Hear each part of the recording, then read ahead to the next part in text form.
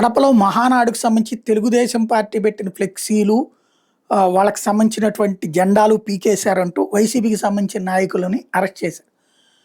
మేము ఎక్కడికి పీకలేదు, రాజశేఖర రెడ్డి విగ్రహానికి కూడా తెలుగుదేశం పార్టీ పెడితే దాన్ని మేము తీస్తే మా మీద కేసు పెడతారా అంటూ కడపకు సంబంధించినటువంటి ఎంపీ అవినాష్ రెడ్డి ఆందోళనకు దిగినటువంటి అంశం ఇది.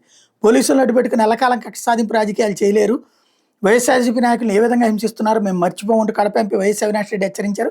వైఎస్ఆర్ కడప జిల్లా పులివెందులో టీడీపీ జెండాలను తొలగించారు నెపంతో వైఎస్ఆర్ కాంగ్రెస్ పార్టీకి చెందిన municipal chairman Varaprasad, vice chairman Hafeez, కౌన్సిలర్లు ఖాదర్, కిషోర్ మరికొందరు నాయకులు పోలీసులు బుధవారం సాయంత్రం అదుపులోకి తీసుకున్నారు.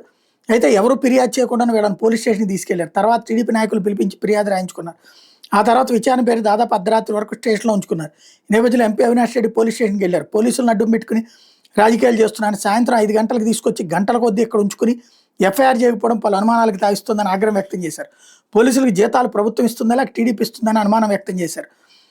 తప్పుడు ఫిర్యాదు తీసుకుని రిమాండ్కి పంపిస్తామంటే న్యాయస్థానానికి వెళ్ళి పోరాడతామని చెప్పారు. వైఎస్ఆర్ విగ్రహాలకు టీడీపీ తోరణాలు కట్టారని అధికారులకు ఫిర్యాదు చేసినప్పటికీ పట్టించుకోలేదన్నారు. కూటమి అధికారంలోకి వచ్చినప్పటి నుంచి ఇష్టం వచ్చిన సెక్షన్లో తప్పుడు కేసులు నమోదు చేయించి రిమాండ్కి తరలిస్తున్నారని మండిపడ్డారు. టీడీపీ పాపాలు పండే రోజు త్వరలో వస్తుందని, అంతవరకు ప్రతి కార్యకర్త ధైర్యంగా పోరాడాలని పిలుపునిచ్చారు. ప్రతి కార్యకర్తకు వైఎస్ఆర్ కాంగ్రెస్ పార్టీ అండగా ఉంటుందని భరోసా ఇచ్చారు.